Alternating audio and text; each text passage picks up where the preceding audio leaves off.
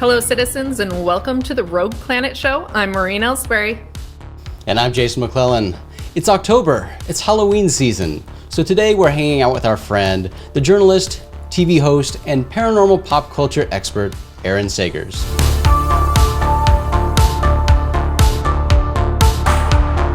Aaron, thank you so much for coming on the show with us today. It is wonderful to see you, my friend. How have you been? I've been great, and thanks so much for inviting me. This is during these weird times that we've been living in 2020. I love doing these kinds of talks with friends because I'm not seeing anyone in person. So right. This is how I'll have my human connection. So thanks for inviting me on. Yeah, I think we're all missing that con life that we all are used to. I know, it's crazy. I haven't been on an airplane since February, which was a lifetime in sort of our world of bouncing all over the place. Exactly. I mean, I can't even imagine what that's like for you. I mean, we both, all three of us travel quite a lot, but your life is constant travel. I mean, I love following you on social media because you are Mr. Travel. And certainly with cons and everything that you do, you're always in a different place. So having not traveled since February, you've got to feel like you're in the Twilight Zone or something. Yeah, I really have. So for anyone out there that doesn't know, I'm based in New York City most times. And obviously New York got hit pretty hard, pretty early with COVID-19. And we had a very strict lockdown, which I think was the right call. However, for a city that is built around culture and going out and attending events and everything, it suddenly became very eerie being locked inside of a rather small apartment comparatively and without having real access to the great outdoors. So it was difficult. And then over the summer, what I started doing is going on, I would say, responsible road trips to friends' homes that were sort of removed from populated areas and where I could get tested, get a clean test, and then go social distance, hang out with them. That's what I started doing. And now where I'm at right this moment is I accepted an artist residency down in Key West at the studios of Key West. And the nice folks here brought me down to research the paranormal and tell some stories, and literally living for a temporary amount of time across the street from the Robert the Doll house. So not Doll House, but the house where Robert the Doll existed. And if you don't know that story, it's a great one. He's a very famous, infamous haunted doll. And you're wearing the perfect shirt for Key West. Well, Maureen, this is pretty much the perfect shirt for me all the time because I am always wearing tiki shirts, but it's also, it is very much my style, but it's also, I'm playing to the crowd here because this is a cryptid type shirt. We got like the Critters, if you remember that 80s movie, hiding in my shirt. And then the hat itself is a Mothman hat. So I'm definitely kind of playing to our fellow weirdos and paranormal folks out there. That's awesome. Well, I want to talk more about some of the tiki stuff in a little bit, but I just want to jump into it because today the focus of this episode is on Halloween movies because we are in October. We are in the heart of Halloween season, and I know the three of us love Halloween, but we love horror in general. So, this is Halloween. October in general is just a fun time to hyper focus on horror movies. And so today, thinking about specifically the Halloween season, Aaron, I've got to ask you, is there one movie that is your absolute favorite movie to watch during this season? It's such a hard question, and you're right. I mean, like I love Halloween, but also I live sort of that spooky life all year long. Exactly. with the job, and I love horror 365. So it's a tough question. I think the one that I'm going to go with, and I don't know. I think maybe it's because Halloween is also a time for me to harken back to my childhood a little bit and revisit some of those memories. So I am going to say probably Ghostbusters. That is definitely it's a summer movie, but it's also a good Halloweeny movie. But I even with that, once I got it out of the mouth, I'm like, or maybe Poltergeist, or maybe The Shining, or I don't know. But I'm going to start with Ghostbusters. We'll start with that. Good, because the other two are my my top. All right, Maureen, you jump in. What is your absolute favorite movie to watch during the Halloween season?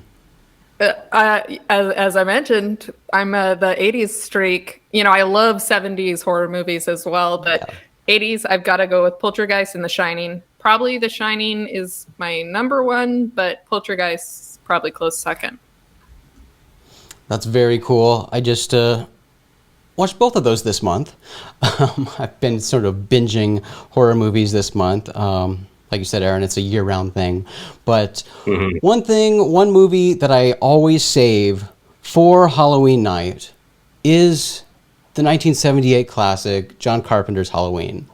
Because it's hard to get anything more fitting for Halloween than Halloween. I mean, it's a film that takes place on Halloween.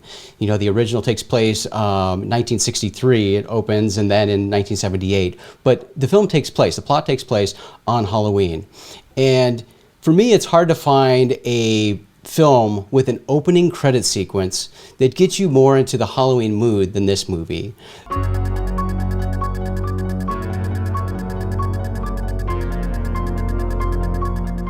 Simplistic, sinister music and a creepy jack-o'-lantern.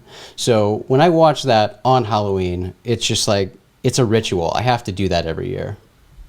I watched it this weekend, actually, and was surprised it's not scary anymore at all. I mean, you watch it. I think I was scared by it when I was a little kid, and I watched it this time, and I just remembered this film I made in high school that was a horror film, and the stalking scenes in the original intro or first 15 minutes just remind me of this terrible movie I made in high school.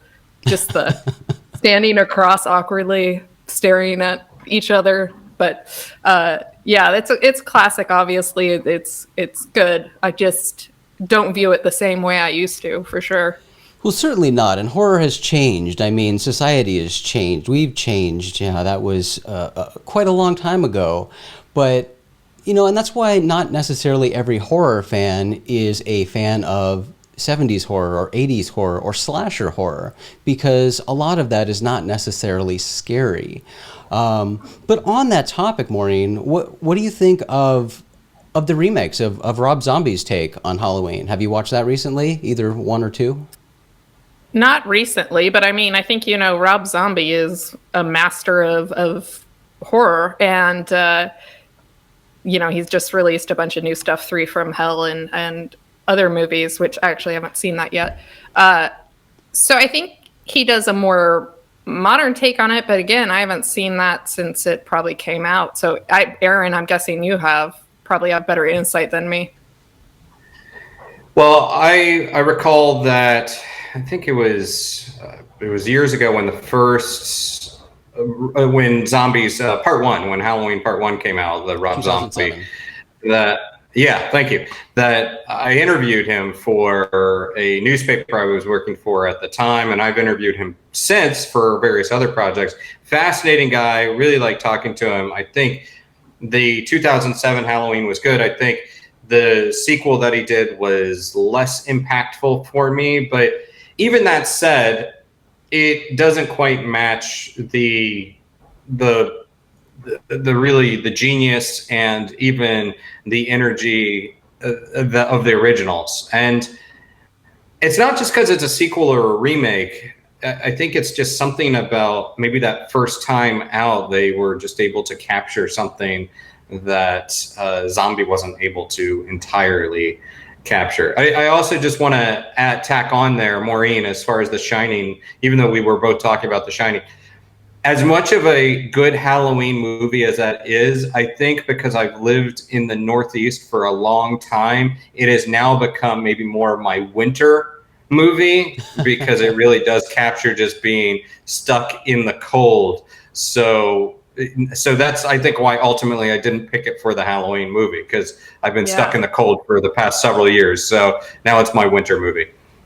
That makes sense. I was just trying to think of movies that still impact me in a way that kind of is suspenseful in the psychological horror kind of aspect. And I think, I'm sure you have also been to the Stanley.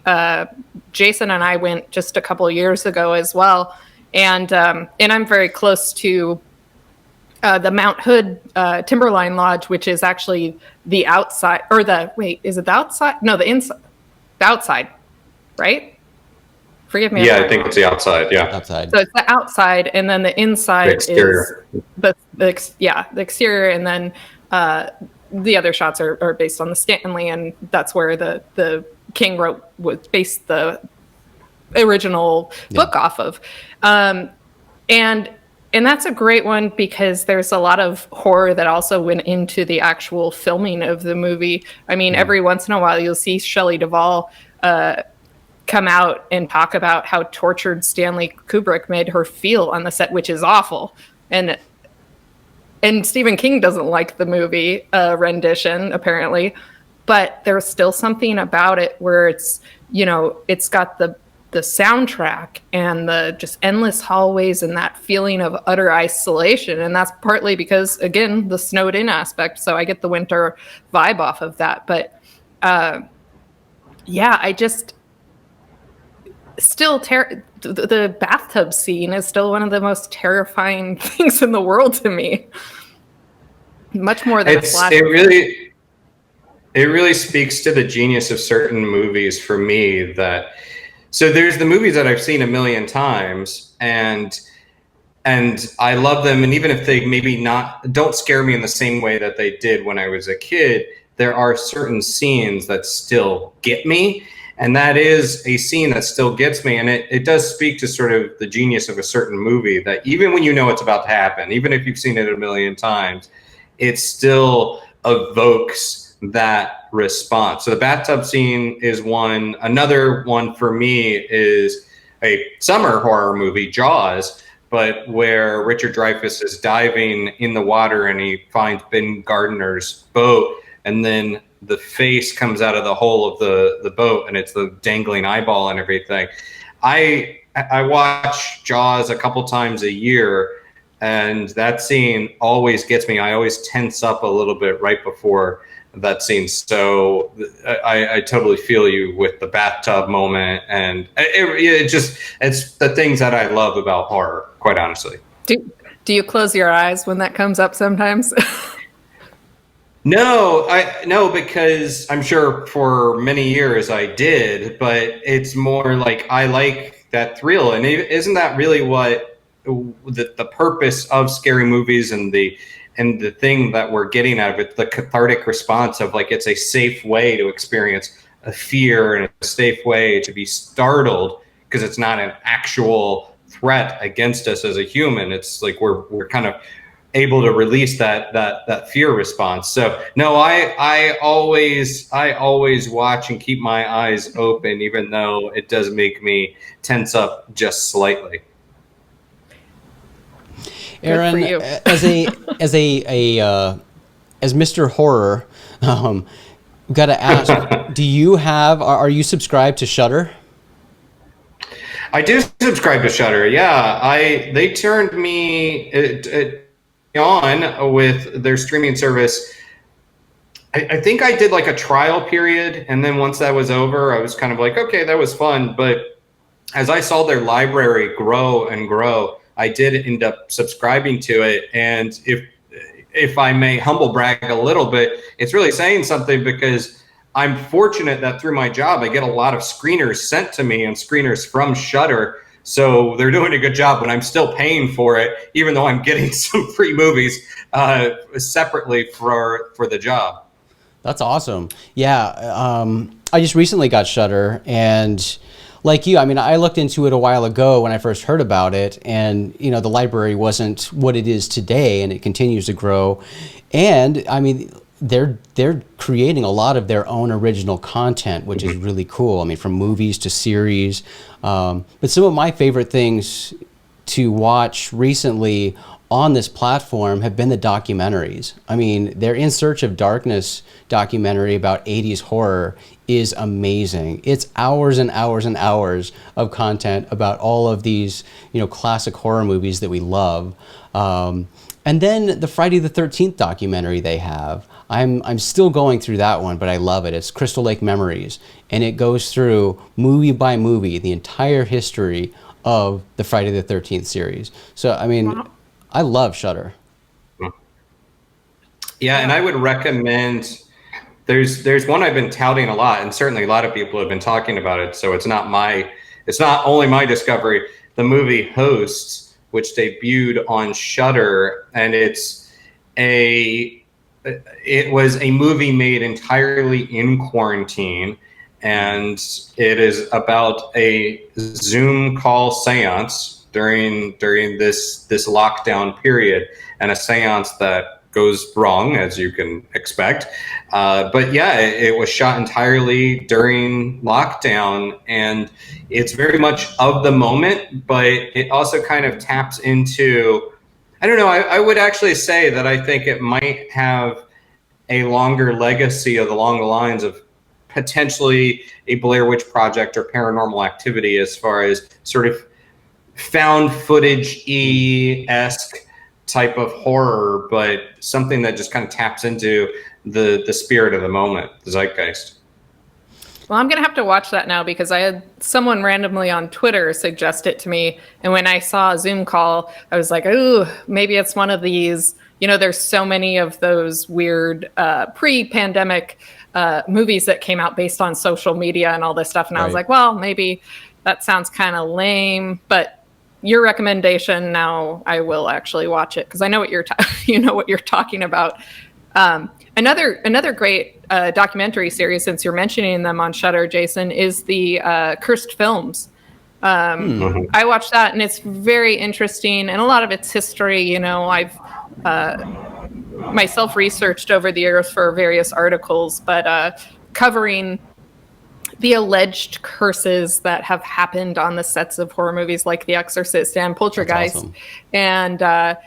And you'll see in almost every single one, the actors are like, you guys are full of shit, that this BS that you would suggest that this film was cursed. But it is interesting, because you talk about, if we get into Poltergeist, I mean, this movie was based on some real life events. You have, there was a man in New York that I know that the house and idea of being haunted was based off of. But then the cemetery, the idea that they dug up graves but left the bodies, is Cheeseman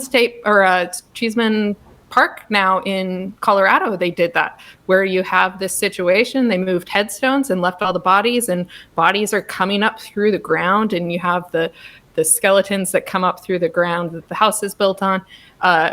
Total spoiler alert if nobody has seen that movie, but get with the times.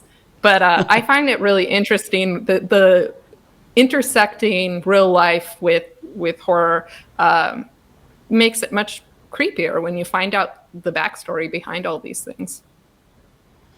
Yeah, and I would say with that one, I also enjoyed that. I think it was only 6 episodes of Cursed Films, and they did Exorcist, Poltergeist, Omen, The Crow, Twilight Zone, the movie. There is one other one, I believe, that they did, which eludes me at the moment. But I've, like you guys, I've researched a lot of these movies, and I've even researched movie curses, and I've interviewed people that were at times connected to these films. And the director, the filmmaker of this series, this documentary series, really was able to gain access unlike anything I had seen for some of these films. Now, some of the older films, people have since passed away, unfortunately, but the Poltergeist episode in particular, they they really do a great job of talking about some of the weird elements to this, but also putting things into perspective that I don't think anyone's really gone into before. And I don't think it's a spoiler. I'll talk a little bit about it, but the curse of the movie supposedly is that they used real skeletons in a pivotal scene in the movie, and that supposedly cursed the actors of the film. And there were two notable tragic deaths after the fact. There was also a handful of deaths that were fairly explainable due to health and poor circumstances like that. But the death of Heather O'Rourke, and then I believe was it Dominic Dunn? I forget. Yes, done. I want to say, right? Yeah, I think so. But anyhow, they interview the special effects master on the film, and it's a really gut-wrenching interview where he points out that, yeah, we did use real skeletons, but so did the original Frankenstein movie, and so did all of these horror movies, and we kind of got this bad rap for this. But this was sort of the practice of the industry. It's not like we were out there digging up bodies or freshly buried cadavers. We're not grave robbers. This was acquired legally. This is sort of the deal. This is what happened.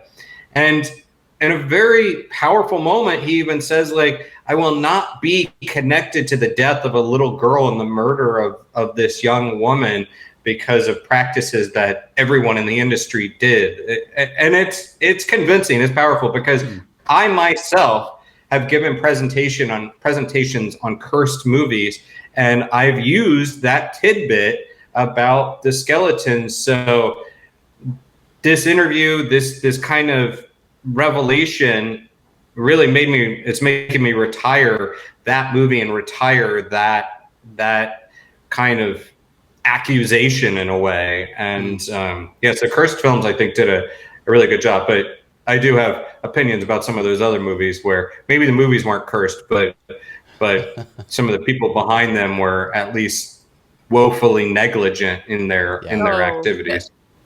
Definitely talking about the Twilight Zone movie there, probably.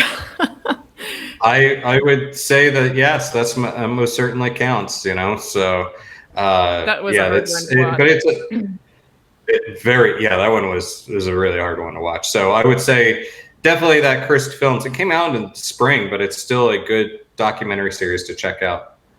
I think this just ties into like the power of the genre as well. Like when not only horror, but when you love these movies so much, seeing the backstories and behind the scenes, it's even for films that are 40 years or older, it's really cool to kind of get that fresh perspective on these movies. Yeah, I love it. So, for anybody who is a fan of this genre, I can't recommend Shudder highly enough. It's a new discovery for me, certainly a new subscription for me, but I've been going through it every night, and it's just so much fun.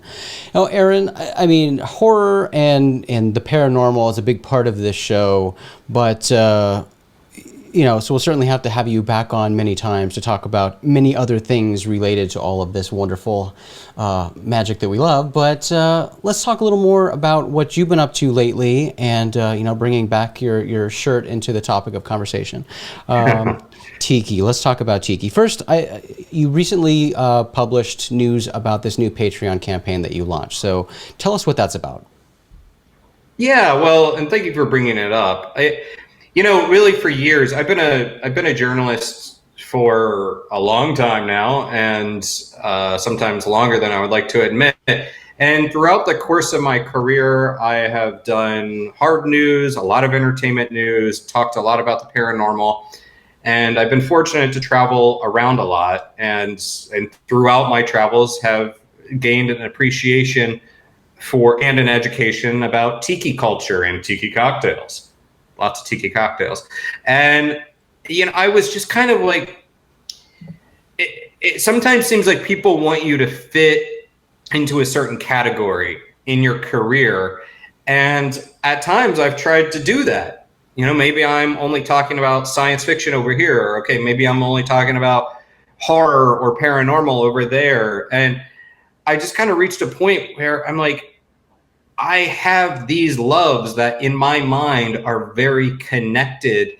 So I decided to launch my own content creation platform through Patreon called Geeky Creepy Tiki Travels, which is a mouthful, and I probably should have thought about that before I launched it. But Geeky Creepy Tiki Travels is about combining my nerdy side of comic books and science fiction and horror, along with the creepy element of the paranormal, including ghosts and cryptozoology and ufology, and the tiki, the cocktails, the drinks, the color, and then traveling, which I haven't traveled a lot lately, but the idea of travel and combining all of those things together. So, and yeah, I mean, this shirt does really sort of sum it up, because it's from the 80s movie Critters, horror movie. It's got a lot of color to it.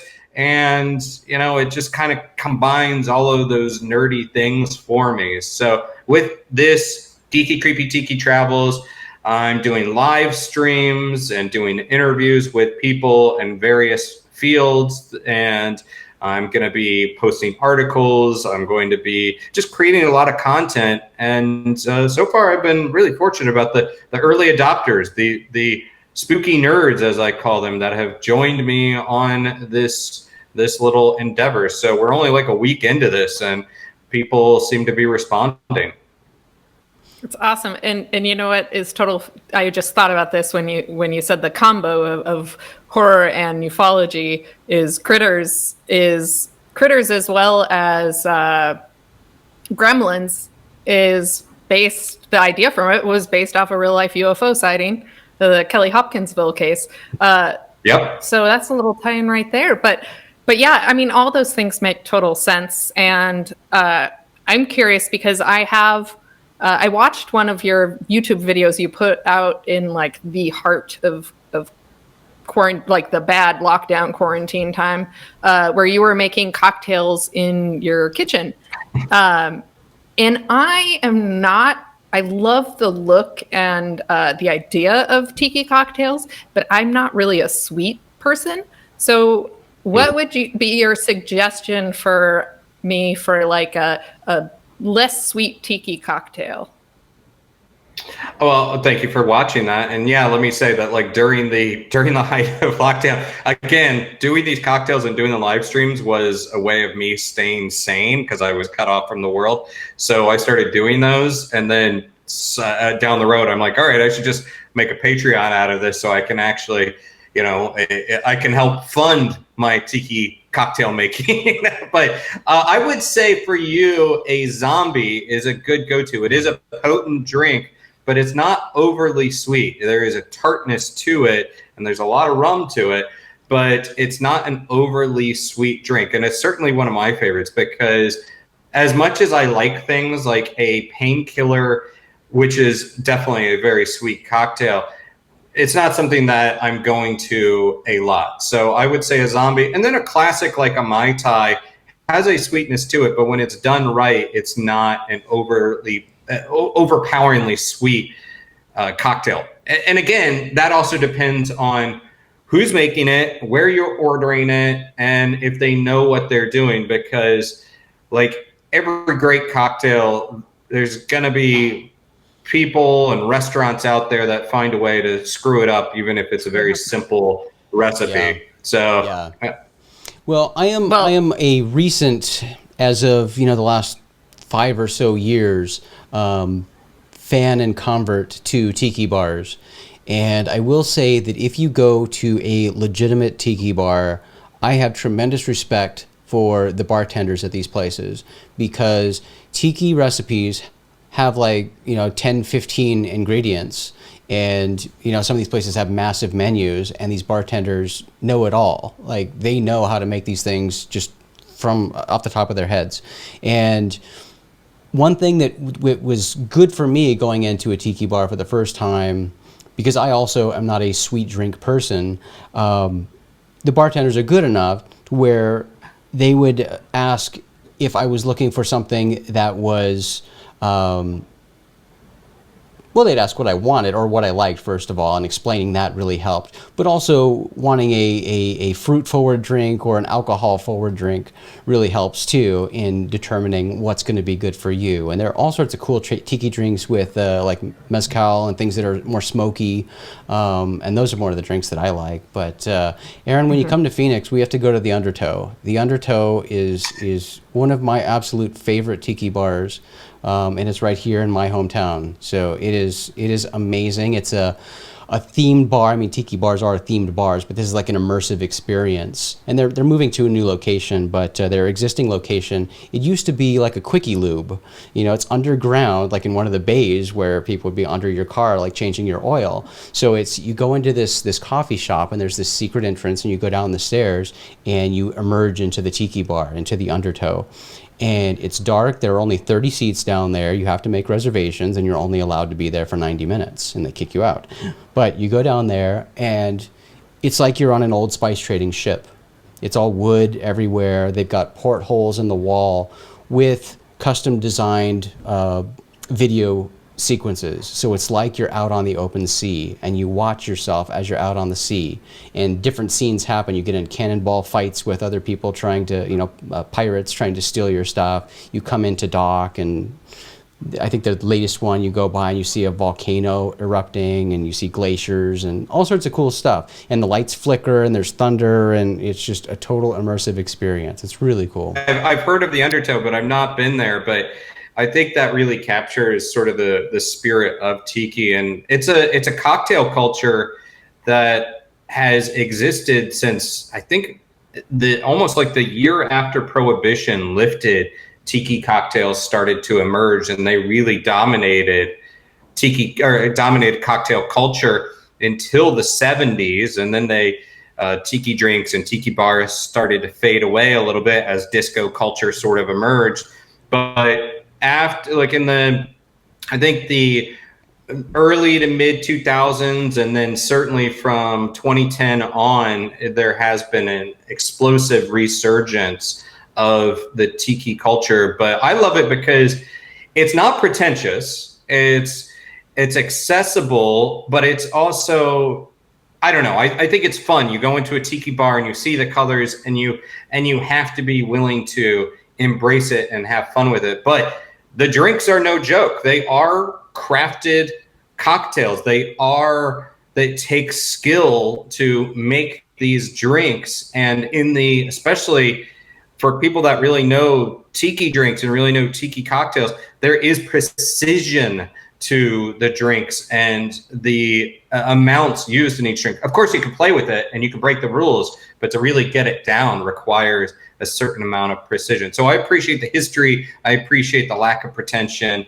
and I appreciate the escapism of it as well, of feeling like you're on a ship, so, you know, even underneath an old Jiffy Lube. Yeah, you try not to think about that, but they make it easy. I mean, you are totally on a spice trading ship when you are down there, so it's awesome. Included Aaron, with rats. Aaron, before we let you go, I will ask you, if you can, what is your number one favorite tiki bar in the world? Oh man, that's a tough one. Okay, that is a tough one. I will say I have such a short-term memory sometimes that, like, I always pick the thing that I went to last. Yeah. But I will say this one is legit, and it is the Mai Kai Lounge in Fort Lauderdale, Florida. Now, I actually was just recently there, but I've been there multiple times previous to that, and it's one of the still remaining tiki palaces, and there aren't really that many left. And this one is, I think it goes back to early 50s, I think, is when this was built. And when I say tiki palace, this thing is massive. You walk in and you might as well be on a Polynesian island. They do not just the drinks, but pride themselves on the food, the menu. They have a whole Polynesian dinner show, which they do have right now. They recently reopened, and the dancers and performers are wearing masks. But the bar itself, I think it's called the Molokai Bar, is separate from the overall palace. And that also looks like the bow of a sunken ship. So it feels like you're underwater when you're in there. And so it's just, not only are the drinks still great, not only are the shows great and the food is still solid, but the overall aesthetic is powerful, but connects you back to this bygone time, this height of tiki. And it's just such an experience. I highly recommend it to anyone that can get out there. But the great part is that this tiki culture is so widespread right now that probably wherever you are, there is a tiki bar within, maybe not driving distance, because you want to be careful after having those drinks, but maybe an Uber or Lyft distance. Yeah, and some of them are certainly ones you can miss. I mean, they did start popping up a lot a few years ago, and you'd see these really lame attempts just in strip malls and stuff. But I will say, and I've got to give you credit, I frequent Vegas, and I guess I used to frequent Vegas. It's been a long time since I've been to Vegas, probably since February. But one of the last times I was in Vegas, I did reach out to you and ask you for your thoughts on the Golden Tiki, because I always go to Frankie's, but the Golden Tiki, you gave me the thumbs up, so I went and checked it out. I wasn't sure what to expect, but I was pleasantly surprised. I enjoyed the Golden Tiki a lot. Yeah, I think Golden Tiki is great. And honestly, even for some of those tiki bars out there that are maybe not making the best cocktails or not at the top of their game, it's still a fun experience. And I still appreciate going to those. So, it's sort of like sign me up for any kind of attempt at it. Sometimes, maybe sometimes it's not the best experience, but I still... I want to try it. I want to still get out there. It's sort of like pizza. Even bad pizza can be really good pizza. So, still sign me up for the experience. Yeah, that's true. Well, yeah, after a couple tiki drinks, yeah. Real good. Well, once we can travel again, Aaron, once the world gets back to somewhat normal and we can travel, we all need to get together and we should go get our tiki on. I would love it. It's been way too long since I've hung out with you guys in person. I think, Maureen, I saw you. Where were we? We were somewhere where I think, just saw each other in passing. I forget where it was.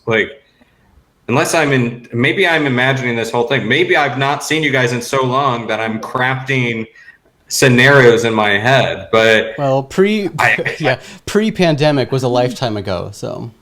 I know, that's true. Yeah. So, but either way, let's make it happen. I don't know. Or maybe I'm just astral projecting. I don't know. But whatever the case, let's do it for real sometime soon. Yes. Absolutely. It was awesome catching up with Aaron and talking about our favorite Halloween movies. But we'd love to hear what movie is your favorite to watch during the Halloween season. Post it in the comments below so we can check it out. Thanks for hanging out with us today and getting strange. I'm Maureen Ellsbury. And I'm Jason McClellan. Farewell, citizens. We will see you in the future.